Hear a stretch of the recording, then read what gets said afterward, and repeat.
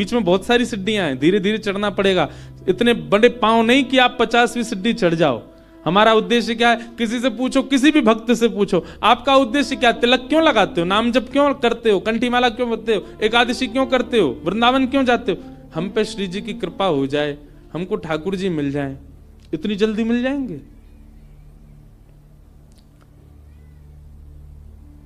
जैसे आप किसी मार्ग पर जाते हैं, जैसे मान लीजिए कि आप ऋषिकेश में बैठे हैं, तो निश्चित है कि बद्रीनाथ ही आते हैं बार बार। बद्रीनाथ जा रहे हो तो ऋषिकेश से आपका उद्देश्य बद्रीनाथ जाना ही है, पर बीच में कई ऐसे शहर पड़ेंगे, अगर आप कहीं भटकोगे तो आप उन शहरों का नाम पूछोगे, ना कि सीधा बद्रीनाथ। 300 किलोमीटर दूर का नाम थोड़ी लोगे।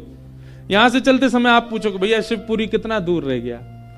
शिवपुरी वहां जाओ, आगे से मुड़ोगे और शिवपुरी आ जाएगा। उससे आगे जाओ, श्रीनगर कितनी दूर है? ये देवप्रयाग कितना दूर है? यहां है देवप्रयाग। वहां के लिए रास्ता कैसे? आपके पड़ाव धीरे धीरे आगे बढ़ते हैं, सीधे ही बद्रीनाथ नहीं पहुंचा जाता। सनई सनई है। वैष्णव का पहला पड़ाव होना चाहिए प्रेम। किस लिए भजन कर रहा है? किस लिए कथा सुन रहा है? किस लिए वृंदावन जा रहा है? किस लिए गंगा जी का आश्रय ले रहा है? किस लिए कंठी पहनता है? किस लिए एकादशी करता है? मैं प्रेमी बनूं। पहले प्रेमी तो बनूं। पहला पड़ाव उसका प्रेम होना चाहिए। प्रेमी बनने का स्वभाव क्या? उसकी दृष्टि बदल जाए। अब वो सबको देख करके मुस्कुराता ही है। मैं ऐसे ऐसे प्रेमियों को भी जानता हूं जो किंचित बात विरह की सुन लें तो नेत्रों से आंसू गिरने लग जाते हैं। प्रेमी का इस स्वरूप हो जाता है कि उस बहुत जल्दी भाव में आ जाएगा, बहुत जल्दी भावुक हो जाएगा। हम होते हैं, हमारे आगे तो व्यक्ति गंगा जी में कूद जाए तो हमको विरह नहीं होता। प्रेमी व्यक्ति कैसा होगा? किंचित कोई भाव ऐसा देख लेगा ना, बहुत छोटा सा, कोई व्याकुल बैठा है, उस व्याकुलता को देख करके वो विरह में आ जाएगा। ये होता है प्रेमी का स्वरूप। आधुनिक भाषा में उसको कह देते हैं ये बहुत इमोशनल है, बहुत जल्दी इमोशनल हो जाता है, बहुत जल्दी भावुक हो जाता है। संसार को देख करके भावुक हो रहा है। एक बात बताएं, भावुक व्यक्ति प्रेमी बहुत जल्दी बन सकता है। अगर किसी के अंदर भावुकता बहुत ज्यादा है ना, तो एक प्रकार से वो ये समझ ले कि उसको कई सीढ़ियां पहले से चढ़ा हुआ है। वो भावुक व्यक्ति बस प्रेम की ओर बढ़ जाए, प्रेमी और बन जाए, और अधिक प्रेम हो जाए, और वही प्रेम वृंदावन चंद से हो जाए उसका।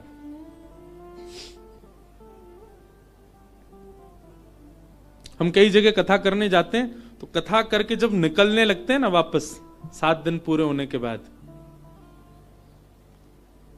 बहुत लोग भावुक हो जाते हैं। जिनके यहां रुकने का प्रसंग होता है वो लोग भावुक। एक जगह तो बहुत ही भयानक स्थिति हुई, मैं ही घबरा गया। एक जगह कथा थी, अब जगह का नाम तो नहीं लूंगा मैं, तो वहां जो यजमान थे, मुख्य यजमान, वो इतने भावुक, इतने भावुक, पहले दिन से ही रोने लग गए। मैंने क्यों, क्या हो गया? बोले अब 6 दिन रह गए, आप 6 दिन रहोगे बस, लाल जी के केवल 6 दिन दर्शन होंगे। दूसरे दिन और रोने लग गए। मैंने कि भैया तुम ऐसे मत करो, अभी तो कथा तो पूरी करनी है हमको। चौथे दिन सब का नाच रहे थे, नंद घन आनंद भयो जो, वो कोने में खड़े होकर रो रहे। बोले क्यों, क्या हो गया? 3 ही दिन रह गए अब बस।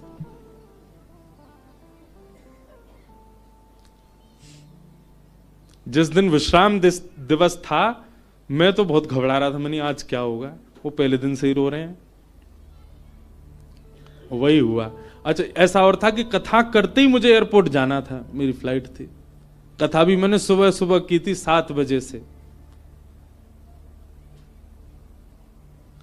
आरती, विश्राम आरती हो रही थी, और मैं बस ये था कि हे लाल जी कुछ हो नहीं, बहुत भाव में। वही हुआ, आरती करते करते दोनों, पहले तो उनकी गृहिणी मूर्छित होकर गिर पड़ी, बेहोश ही हो गई, और फिर जो उनके पतिदेव थे उनको देख के वो भी हो गए।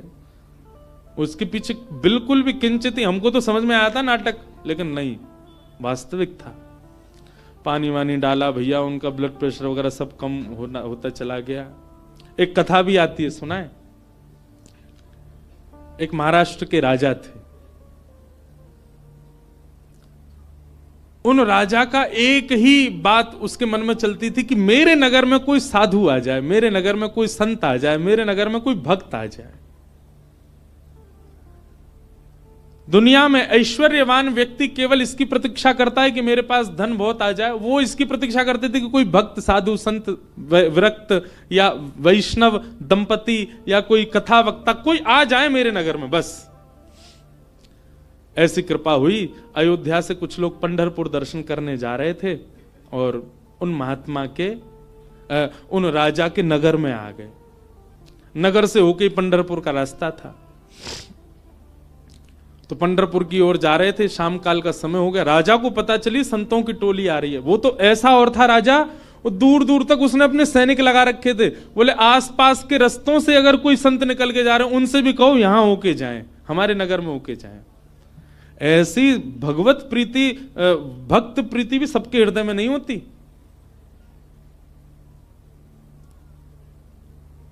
ये बात बंधुओं लिख लीजिएगा, जिस दिन हरि प्रिय आपको प्रिय लगने लग जाए, समझ जाना आप हरि से आप हरि के प्रिय होते जा रहे हो।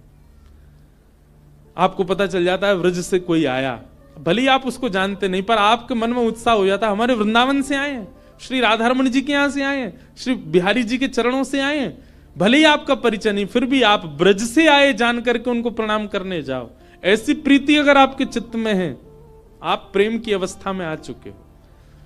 हरि से ज्यादा हरिजनों से प्रीति हो तो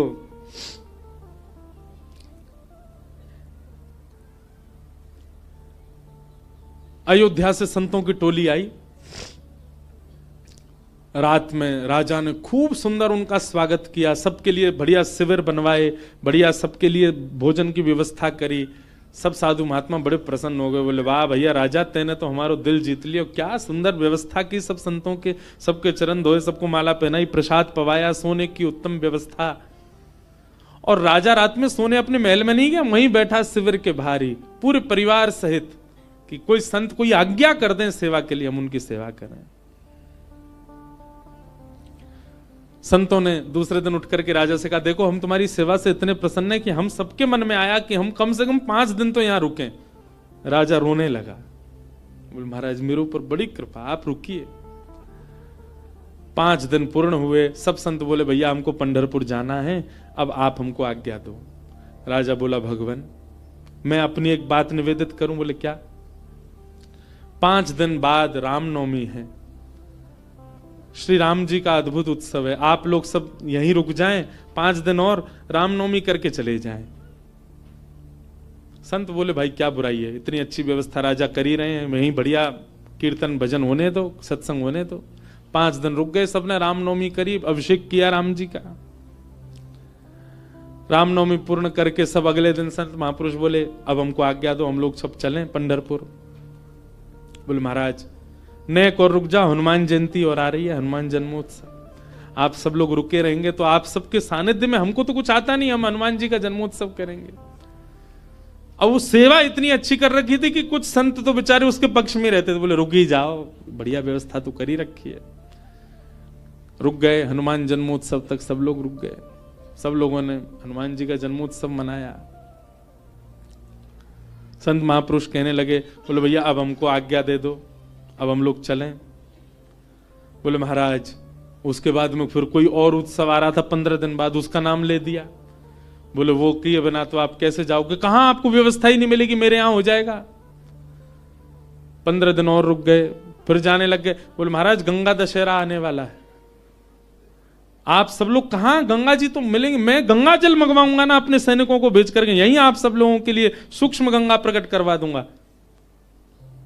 फिर रुक गए, गंगा दशहरा हो गए। सब करते करते करते महाराज जेठ का महीना निकल गया। कब आए थे? रामनवमी पे आए थे, तब से जेठ आ गई। जेठ के बाद अब फिर जन्माष्टमी राधाष्टमी के उत्सव आ गए। वो उत्सवों के बहाने दे दे करके संतों को रोक लें। महाराज अब तो चातुर्मास करना पड़ेगा आपको, चातुर्मास प्रारंभ, कहां जाओगे, यहीं कर लो। चातुर्मास करवा दिया। चातुर्मास के बाद कार्तिक का महीना आ गया, कार्तिक में तो मैं जाने नहीं दूंगा आप लोगों को। दिवाली होली ये तो यहीं करनी पड़ेगी, होली आ रही है, होली पे तो सब संग रहेंगे। करते करते फिर से रामनवमी आ गई। संत जनों ने चरण पकड़े, बोले राजन अब तो जान दो हम। संत तो राजा बोले एक काम करो, क्या बाल भोग करके चले जाओ, कुछ नहीं तो सुबह का बाल भोग तो ले लीजिए। बोले ठीक है। अब बाल भोग भाग पा करके तैयार हुए ही थे, बोले बाल भोग पा लिया सब। बोले देखे ना कढ़ाई चढ़ गई है, राजभोग बनना है, राजभोग तो पा जाओ। संत बोले जो नहीं हिलने देगा हमको। बोले देखो ये सब अनादर हो जाएगा, इतनी पूड़ी कचौड़ी सब्जी बन रही है, इनको तो पा जाओ। यहां राजभोग पाने लगे, एक संत ने घूम के देखा तो वहां रात के ब्यारू भोग भी बनने शुरू हो गए थे। बोले ब्यारू करके जाने देगा। अंत तो गत्वा उस राजा की स्थिति ऐसी हो गई, जब संत लोग हट में आ गए कि नहीं हम तो जाएंगे, राजा के यहां से उस क्षेत्र से जैसे ही बाहर निकले, तब तक तो राजा रो रहा था, संतों के जाते ही राजा अचेत हो गया, प्राण निकल गए उसके। मैं संतों के बगैर कैसे रहूं? हम इस स्थिति में हम तो कभी आ ही नहीं सकते। खैर सुन लीजिए बस, हमारे यहां तो 4 दिन रुक जाए तो कब जाएंगे ये बला, बैठ गए हमारे घर में आके। सब तरीके के लोग होते हैं। अब तो लोग हमको बहुत प्रेम करने लग गए, जब हमको कोई जानता नहीं था तब हमने भी ऐसे घरों में रुके हैं। पर सत्य बात है बंधुओं, ठाकुर जी से प्रेम तो सबको हो जाता है, पर हरिजनों से जिसको प्रेम हो जाए, समझ जाओ कि उसको ठाकुर जी से, वो अब प्रेम की अवस्था में आ चुका है। जिसको हरिजन प्रिय लगने लग जाए, हरि के जन प्रिय लगने लग जाए। आप लोग किया करो, कभी एयरपोर्ट, रेलवे स्टेशन, कभी अनजान स्थान पर कोई तिलक मात्र लगाया घूम रहा हो, उसको भी जय श्री राम, जय श्री कृष्ण। सामने वाला प्रत्युत्तर में अगर ये पूछ ले भैया कौन, कुछ नहीं आपके माथे पे हमने तिलक देखा, कंठ में हमने तुलसी जी देखी तो हमको लगा कि आप वैष्णव हो इसलिए हमने प्रणाम किया। ऐसा स्वभाव। तो प्रथम गंतव्य ठाकुर जी नहीं होने चाहिए, पहला गंतव्य प्रेम होना चाहिए। हमारे भजन का, हमारे साधन का, हमारी कथा का, हमारे नियमों का, सबका प्रथम पहले किसको प्राप्त करना है कि पहले हम प्रेमी बने। पहले ठाकुर जी नहीं, पहले ठाकुर जी के लायक बनो, और फिर जब लायक बन जाओगे, ठाकुर जी को कभी अपने केंद्र बिंदु में मत रखो। एक बात बहुत ध्यान से सुनो, किसी को पाने के लिए आप मत तड़पो, स्वयं को ऐसा बनाओ कि सामने वाला आपको पाने के लिए तड़पे, सामने वाला आपको पाना चाहे।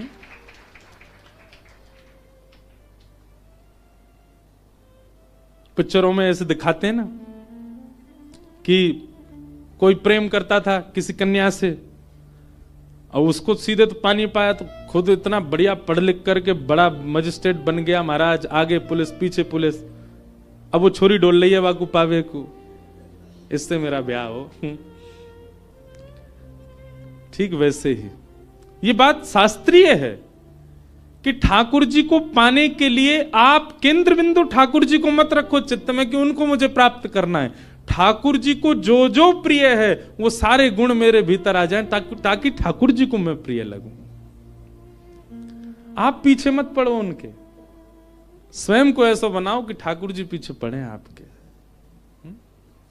श्रीमद् वल्लभाचार्य जी के चरित्र में आता है कि, बहुत ध्यान से सुनिएगा, श्रीनाथ जी जब प्रकट हुए ना, तो पहले श्रीनाथ जी की भुजा प्रकट हुई, और भुजा प्रकट होने के बाद में सद्दू पानी की गैया रोज जाती थी, अपना संपूर्ण दुग्ध वहीं बहा करके आ जाती थी। तो सद्दू पानी ने देखा मेरी गैया कहां जाती है, जाकर के देखा तो गिरिराज शिला में केवल भुजा निकली हुई है। सद्दू पानी ने जब पूरा बाहर निकाला तो श्रीनाथ जी प्रकट हो गए इसी कलिकाल में।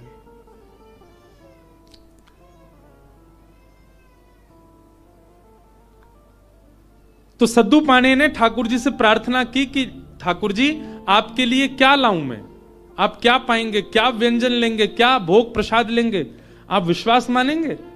हमारे श्रीजी बाबा श्रीनाथ जी उन्होंने कहा, बोले हे सद्दू पाने, जब तक मेरे श्रीमद् वल्लभाचार्य जी नहीं आएंगे तब तक मैं केवल दूध पीऊंगा, ठाकुर जी ने पयोव्रत किया। भक्त भगवान के लिए व्रत करता है, पर ठाकुर जी ने व्रत किया कि जब तक वल्लभाचार्य जी नहीं आएंगे मैं केवल दूध पीऊंगा।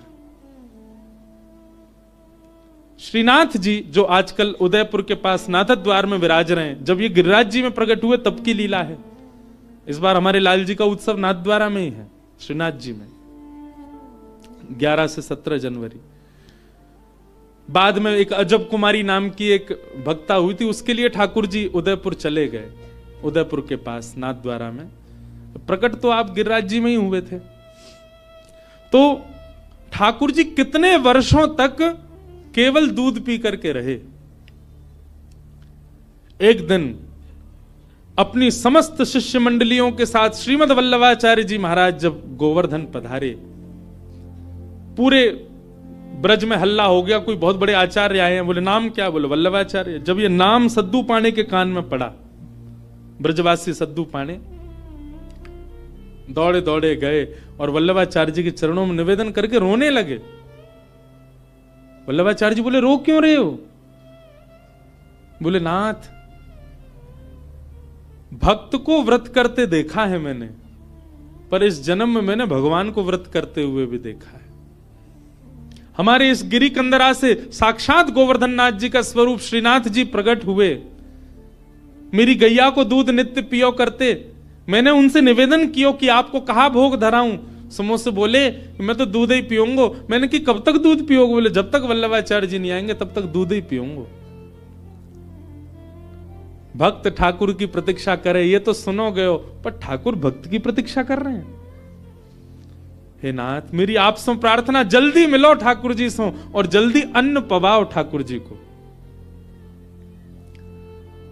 श्रीमद वल्लभाचार्य, आप सबने चित्र देखा होगा निश्चित ही। अगर कोई श्रीनाथ जी से या हमारे गोवर्धन नाथ जी से परिचित है, वल्लभाचार्य जी के भाव में है। सद्दू पाणी ने आवाज लगाई, लालन, हे श्री जी बाबा देखो श्रीमद वल्लभाचार्य पधारे हैं। और ऊपर से नन्हे से गोपाल जी, 4 वर्ष की अवस्था के गोपाल जी, 2-4 दतुइयां निकली हैं बस, गोल मटोल लाला, घुंघराले केश हैं, वही श्रीनाथ जी। ऊपर गिरी कंदरा से नीचे देखते हैं श्रीमद वल्लभाचार्य जी को, वल्लभाचार्य जी ऊपर देखते हैं ठाकुर जी को, और दौड़े वहां से ठाकुर जी, यहां से वल्लभाचार्य जी, और मध्य गोवर्धन में दोनों ने गाढ़ आलिंगन किया एक दूसरे का। ये चित्र देखा होगा आपने वल्लभाचार्य जी, और नहीं देखा हो तो गूगल पर देखना, वल्लभाचार्य जी श्रीनाथ जी मिलन पिक्चर। ऐसे ठाकुर जी ने आलिंगन कर रखा वल्लभाचार्य जी को, नेत्रों से आंसू गिर रहे हैं। वल्लभाचार्य जी बोले ठाकुर जी आप क्यों इतने श्रम में रहे, कुछ पाया नहीं? तो वल्लभाचार्य जी महाराज ने अन्नकूट बनवाया ठाकुर जी के लिए, 56 भोग तैयार करवाए। और श्री जतिपुरा में, गोवर्धन के जतिपुरा में, वहां श्रीमद वल्लभाचार्य जी ने श्रीनाथ जी का अन्नकूट किया, 56 भोग पवाए, ठाकुर जी का अन्नप्राशन हुआ। मतलब इतने वर्ष बाद ठाकुर जी ने अपना पयोव्रत, दूध का जो व्रत था वो छोड़ के अन्न ग्रहण किया। किसके लिए? अपने एक भक्त के लिए। तो भैया केंद्र बिंदु में ठाकुर जी नहीं, केंद्र बिंदु में प्रेम लाओ। आपके केंद्र बिंदु में प्रेम आ गया और प्रेम आपके चित्त में आ गया तो आप ठाकुर जी के केंद्र बिंदु में रहोगे, ना कि ठाकुर जी आपके केंद्र बिंदु में। स्वयं को निर्माण ऐसो करो, कथा सुन के, संत संग करके, सत्संग करके, वैष्णव संग करके, भजन करके, कीर्तन करके, कि ठाकुर जी आपकी प्राप्ति के लिए विचरण कर रहे हैं, कि जे मुंह को मिले कैसे भी।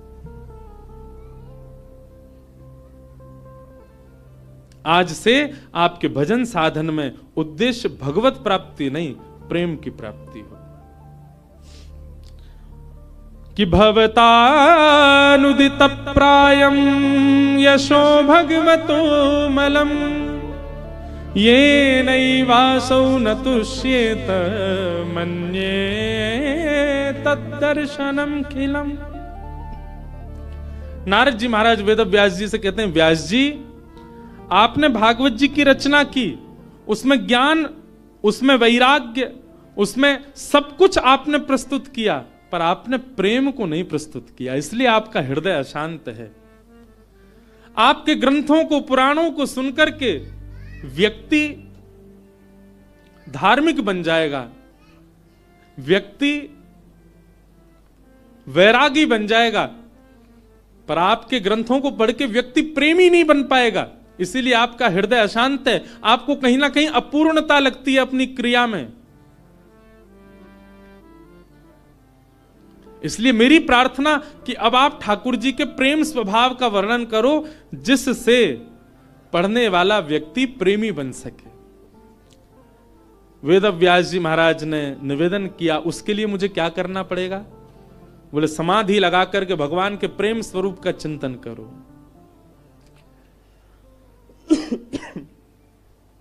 श्री वेद व्यास जी महाराज ने समाधि लगाई और समाधि की भाषा में ही अपने अंतिम कृति का निर्माण किया वेद व्यास जी ने। इसी ब्रह्म नदी में, इसी हिमालय की पर्वतों पर वेद व्यास जी ने ऐसी रचना की जिसको सुनकर पढ़कर के मानव प्रेम का अधिकारी बन जाता है, ठाकुर जी का अधिकारी बन जाता है। और उस संहिता का नाम है श्रीमद् भागवत महापुराण। बोलो भागवत महापुराण की जय। ये प्रेम संहिता है। भागवत जी श्रवण के बाद, भागवत जी अध्ययन के बाद, भागवत जी के अवलोकन के बाद प्रेम प्रस्तुत होता है चित्त में।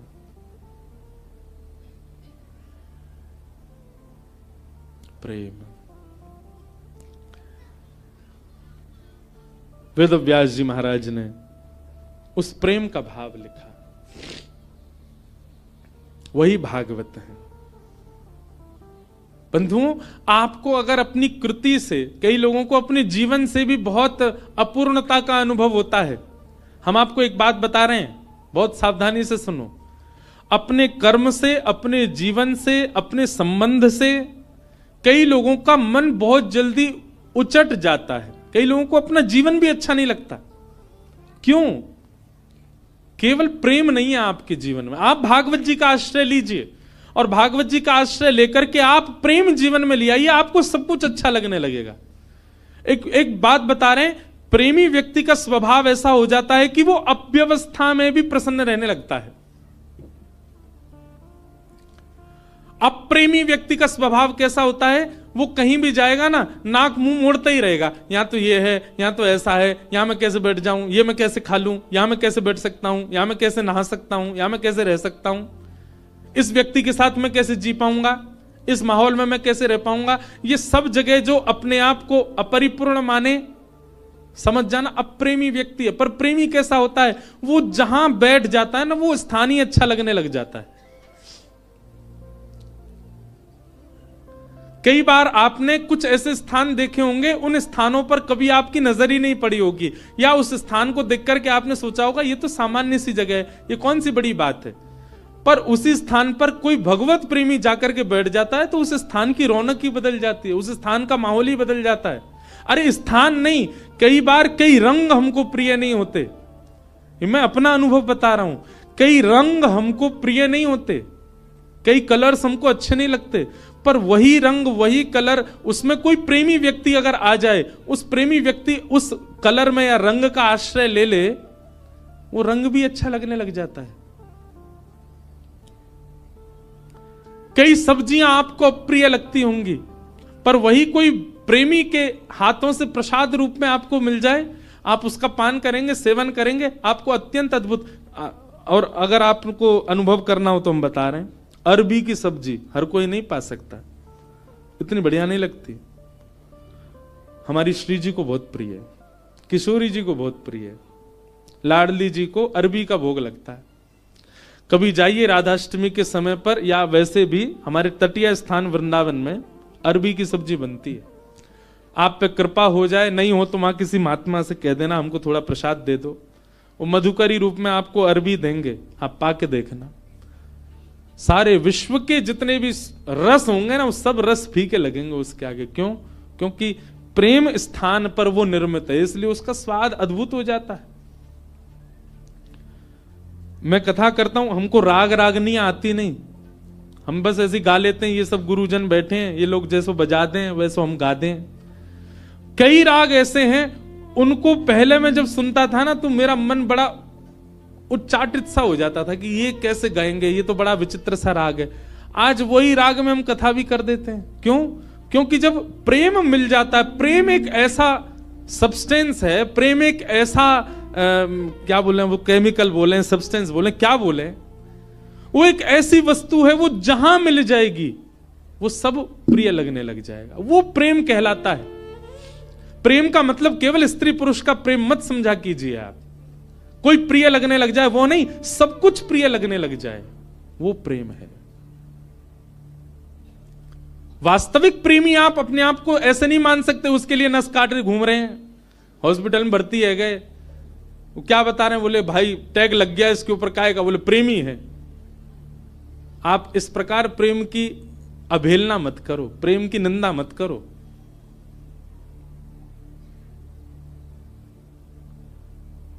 गंगा जी पे सब जगह चले जाओ, पहाड़ों में, नदियों में, सब जगह एक पॉइंट होता है, क्या बोल, इसको सुसाइड पॉइंट बोलते। क्यों? यहां से व्यक्ति अपने प्रेमी के लिए त्याग कर देता है, आत्महत्या कर लेता है। ये प्रेम है। प्रेम में केवल एक व्यक्ति प्रिय नहीं लगता, प्रेम में सब कुछ प्रिय लगने लग जाता है।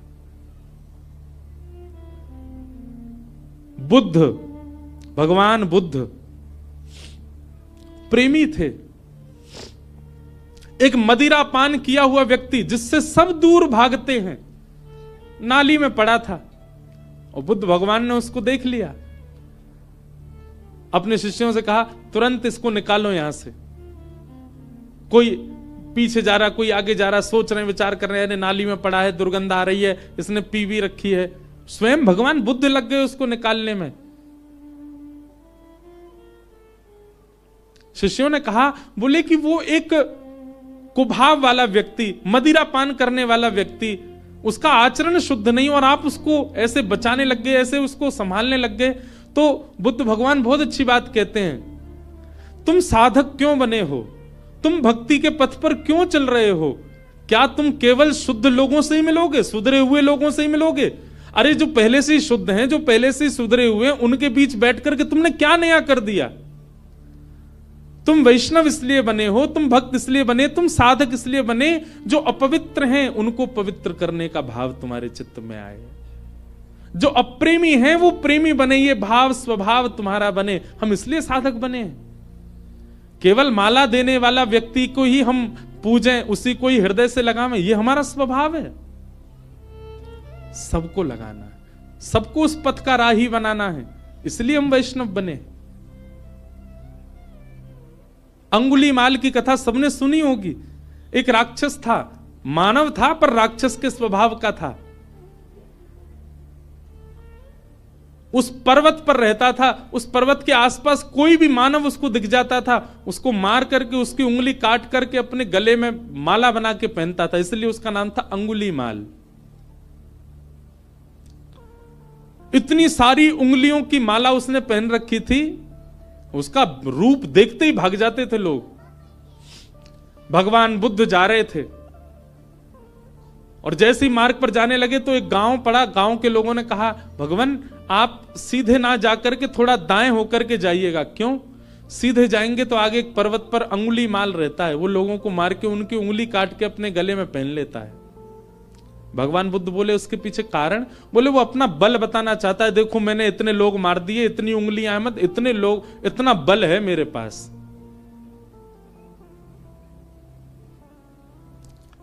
भगवान बुद्ध कहते हैं भय का बल नहीं होता, प्रेम का बल होता है।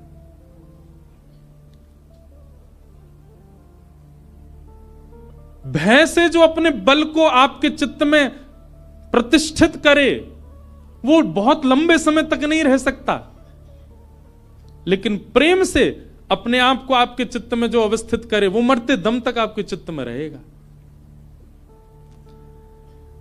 मानस जी में एक बहुत अच्छी लीला आती है कि राम जी वन में विचरण करते थे और जब भूख लगती थी ना तो किसी के यहां से, किसी के घर से या किसी नगर से लक्ष्मण जी सामग्री ले आते थे, जानकी जी बनाती, राम जी पाते थे। लेकिन ऐसा वर्णन आता है कि कई बार लक्ष्मण जी को सामग्री नहीं मिली और वनवासी थे तो उनके पास धन भी नहीं था, भाई दे के ले लें। तो राम जी जाते थे सामग्री लेने के लिए और राम जी जब जाते थे तो सामग्री लेके ही आते थे। तो फिर मानस जी में तुलसीदास जी वर्णन करते हैं कि राम जी ऐसा क्या दे के आते थे कि लोग सामग्री देने को राजी हो जाते थे। राम जी के पास कुछ था नहीं, ना तो धन था, ना वैभव था, ना कुछ रुपया थे, क्या देते थे राम जी।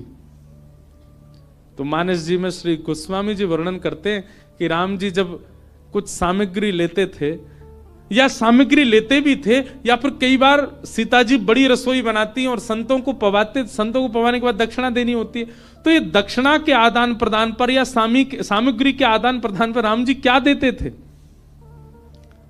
तो गोस्वामी जी वर्णन करते हैं, बोले कुछ नहीं, राम जी मंद मंद मुस्कुरा देते थे, उनकी मुस्कान ही सबसे बड़ी दक्षिणा थी। उसको लेकर के व्यक्ति कहते तुम तो भैया सब कुछ ले जाओ हमारा, बस ये मुस्कुराते रहो, तुम्हारी मुस्कान ही सब बढ़िया। मतलब संतों को प्रसाद पवा के राम जी सामने बैठ करके दक्षिणा रूप में मुस्का देते थे। संत बोलते बस मिल गई हमारी दक्षिणा। जहां जहां से सामग्री लाते वहां मुस्का देते थे। प्रेम, और वो प्रेम का बल ऐसा व्यवस्थित किया राम जी ने कि मरते दम तक कोई नहीं भूल पाया। और रावण का भी बल प्रतिष्ठित था, पर रावण का भय का बल था। बल भय का नहीं होता, बल प्रेम का होता है।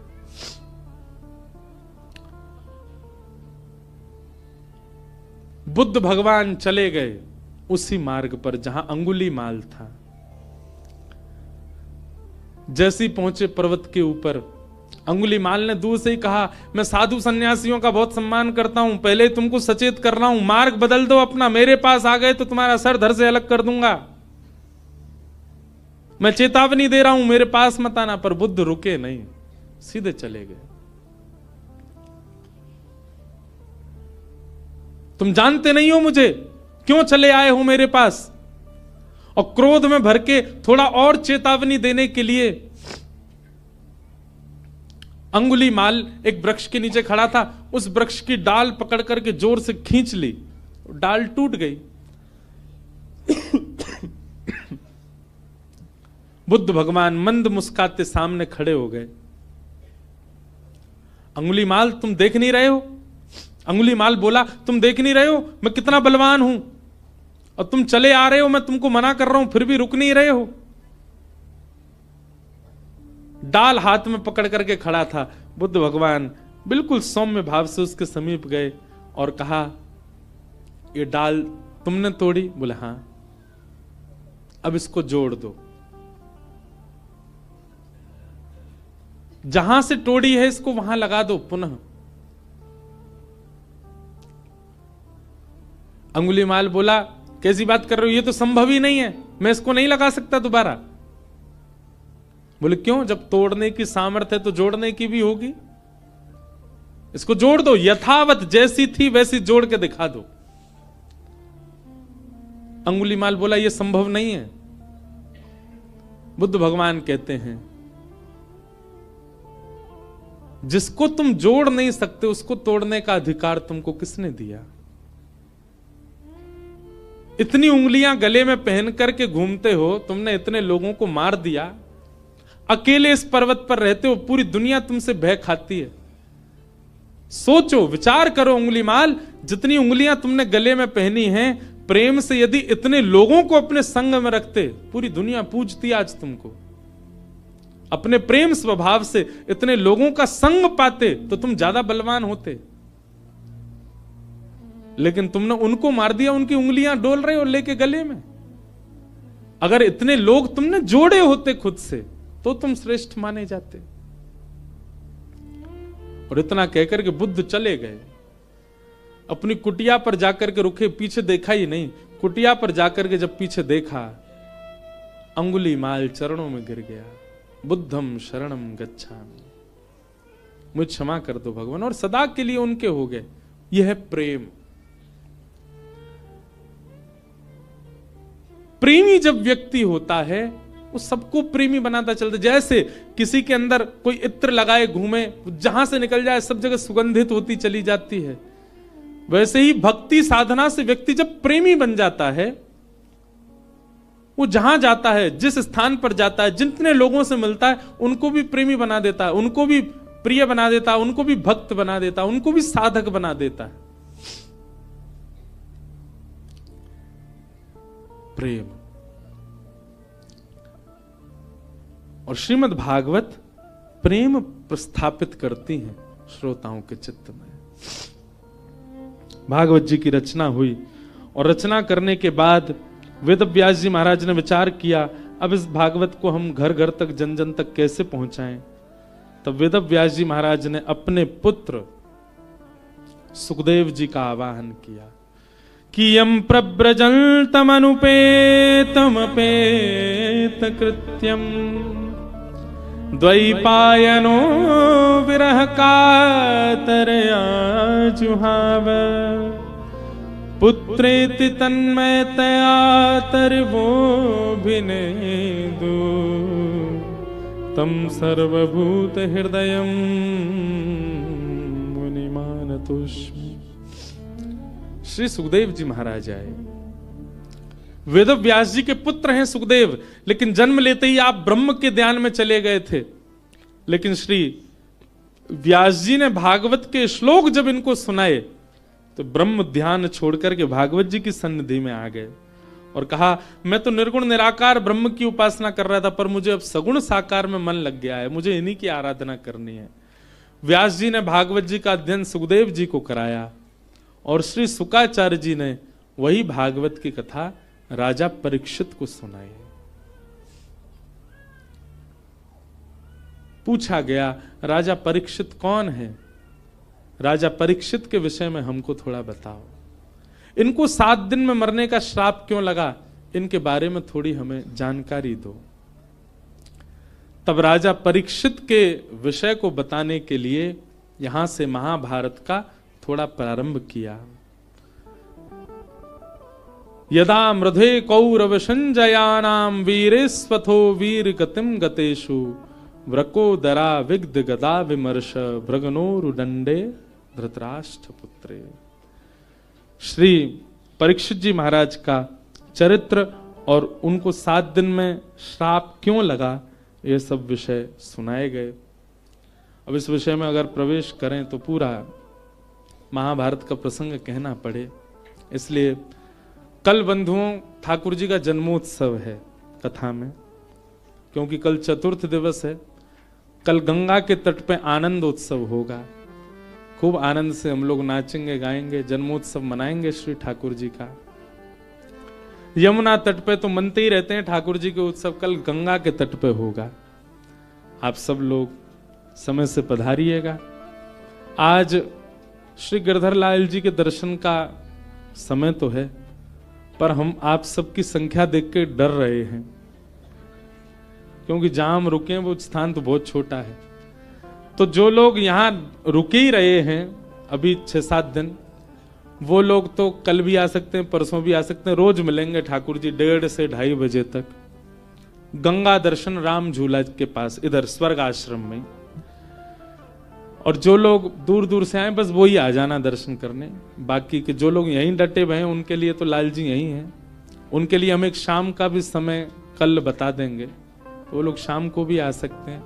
इतनी संख्या में लोग आ जाएंगे तो फिर वो लाल जी हमारे डर नहीं जाएं।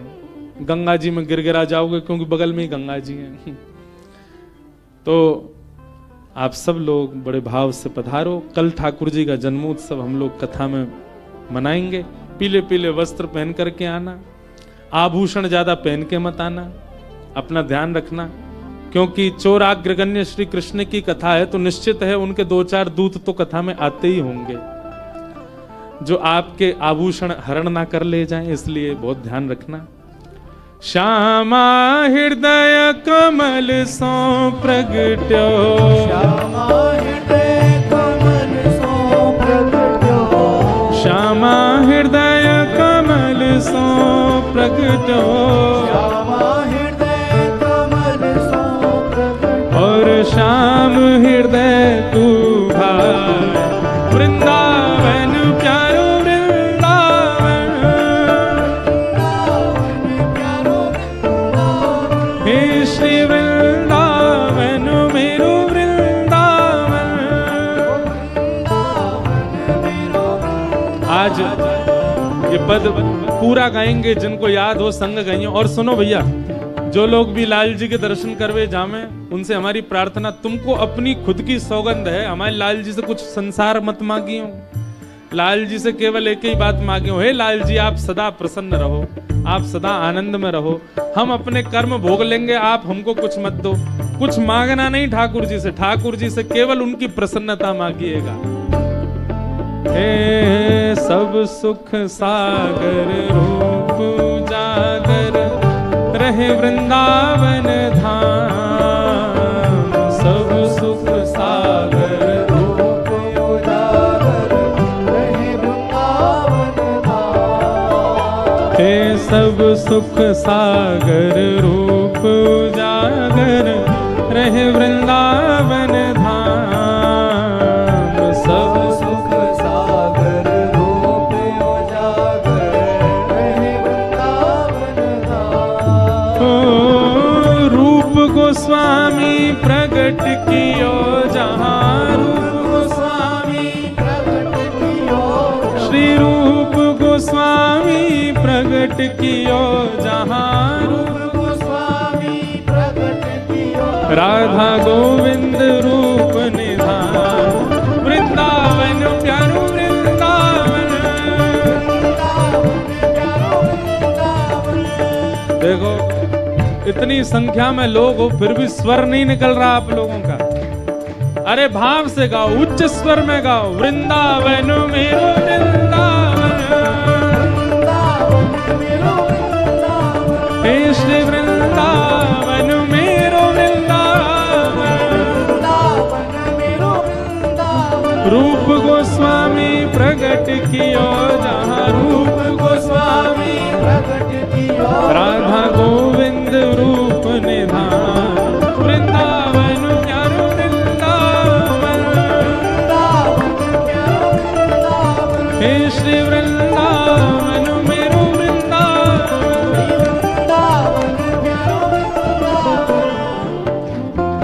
विहरत निस दिन कुंज गलन में, ब्रज जन मन सुख धाम। विहरत निस दिन कुंज गलन में, ब्रज जन मन सुख धाम। हाँ प्यारो ब्रज जन मन सुख धाम, प्यारो ब्रज जन मन सुख धाम। हे मदन मोहन को रूप निरख के, मदन मोहन को श्री मदन मोहन को रूप निरख के, मदन मोहन को रूप निरख हे सनातन बलि बलि जाए, वृंदावन प्यारो वृंदावन, प्यारो वृंदावन। हे श्री वृंदावन मेरो वृंदावन। मदन मोहन को रूप निरख के, मदन मोहन को सनातन बलि बलि जाए, वृंदावन प्यारो वृंदावन, हे श्री वृंदावन मेरो वृंदावन।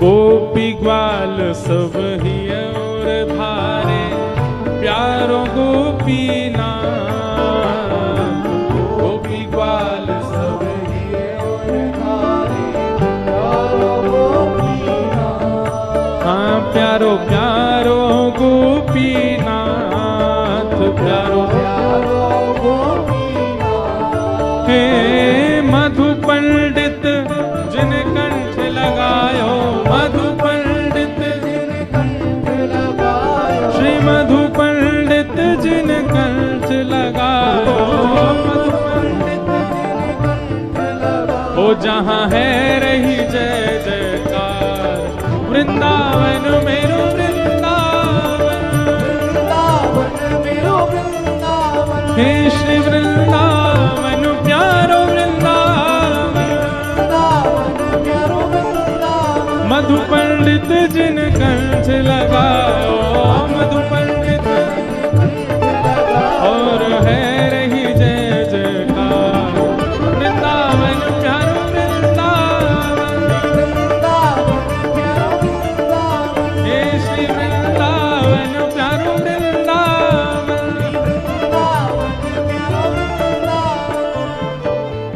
गोपाल भट्ट झुके हृदय वेदना प्रगट्यो शालिग्राम।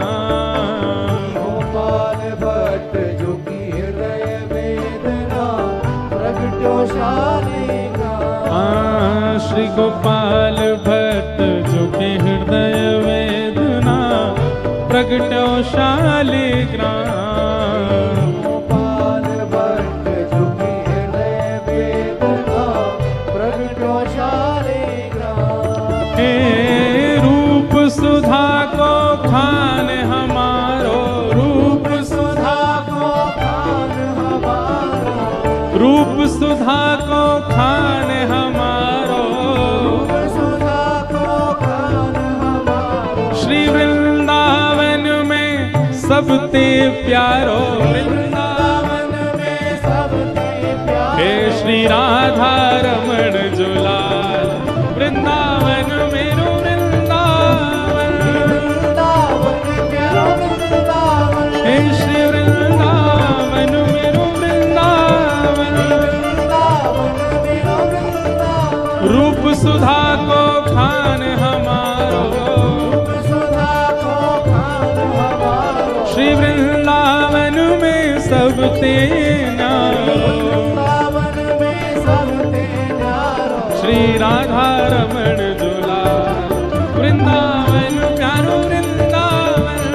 वृंदावन प्यारो वृंदावन। हे श्री वृंदावन मेरो वृंदावन। वृंदावन मेरो वृंदावन। जज राधा रमण मेरो राधा रमण, राधा रमण मेरो राधा रमण। ओ मेरो राधा रमण प्यारो राधा रमण, मेरो राधा रमण प्यारो राधा रमण। ओ मेरो राधा रमण प्यारो राधा रमण, राधा रमण प्यारो राधा रमण। ओ मेरो राधा रमण प्यारो राधा मेरो राधा रमण प्यारो राधा रमण। आतुर हित हरिवंश पुकारो, श्री राधा राधा नाम। आतुर हित हरिवंश पुकारो राधा राधा। अभी यहाँ कथा 12 को विश्राम करके श्री वृंदावन के मदन टेर में 14 तारीख को सुबह 9 बजे से श्री हितरवंश महाप्रभु का चरित्र हम एक दिन सुनाएंगे। जो लोग भी वृंदावन पहुंच रहे हो 14 तारीख को मदन टेर आना, जहां श्री राधा वल्लभ जी पहली बार विराजे वृंदावन आकर के। मदन टेर यमुना तट आयो, मदन टेर यमुना तट आयो। सघन कुंज वृंदावन आयो। सघन कुंज वृंदावन आयो। हे मदन टेर यमुना तट आयो, मदन टेर यमुना तट आयो। सघन कुंज वृंदावन आयो।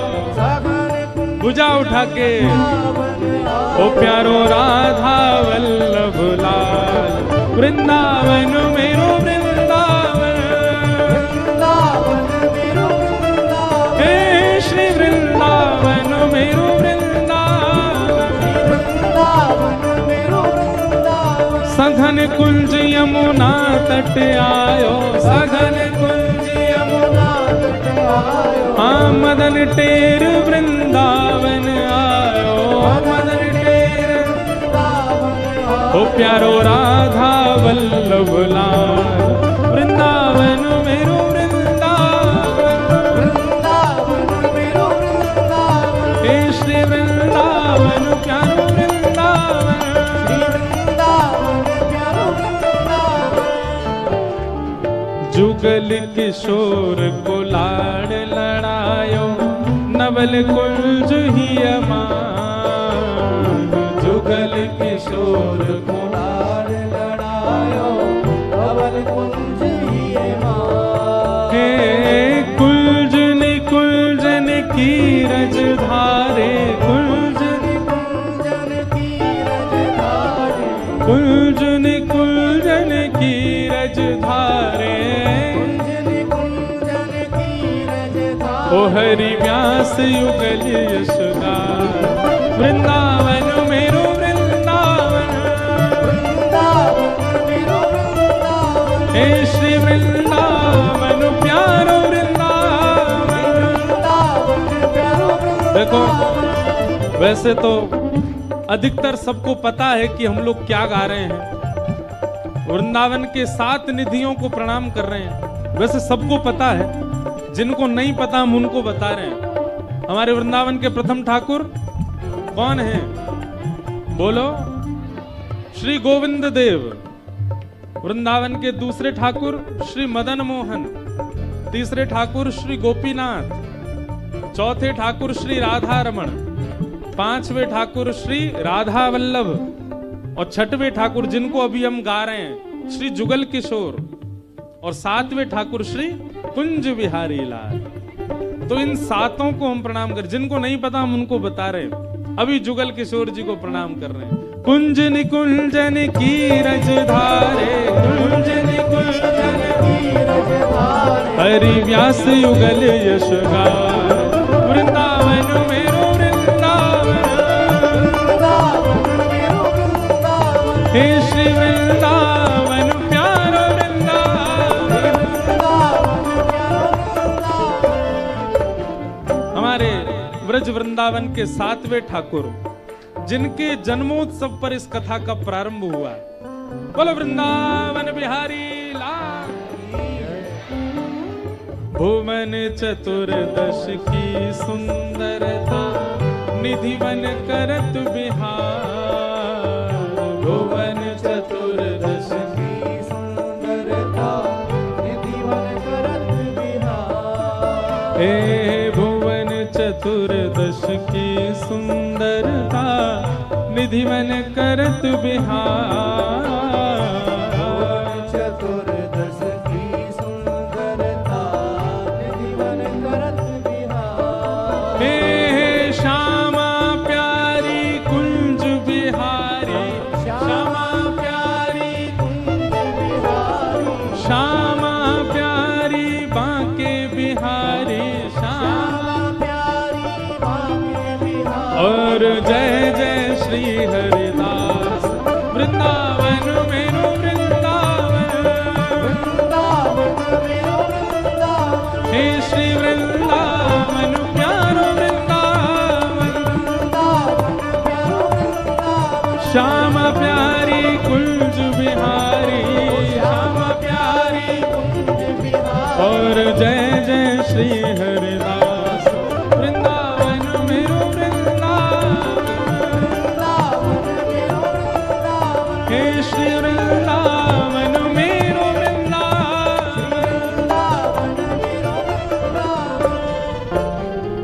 जिनकी कृपा से यह रस प्रकट वृंदावन अभिराम। जिनकी कृपा से यह रस प्रकट वृंदावन अभिराम। हे जिनकी कृपा से यह रस प्रकटो वृंदावन अभिराम। जिनकी कृपा से यह रस प्रकटो वृंदावन अभिराम। हे सप्त निधिन को ही उजियारो, सप्त निधिन को ही उजियारो। यह आनंद करवावे वारो, यह आनंद करवावे वारो। इंद्र ईश इंद्रेश दुलारो, इंद्र ईश इंद्रेश दुलारो। हम सबको मिलवावे वारो, हम सबको भुजा उठा के हमारो गिरधर लाल। वृंदावन प्यारो वृंदावन, वृंदावन प्यारो वृंदावन। हे श्री वृंदावन मेरो वृंदावन, वृंदावन मेरो वृंदावन। यह आनंद करवावे वारो, यह आनंद करवावे वारो।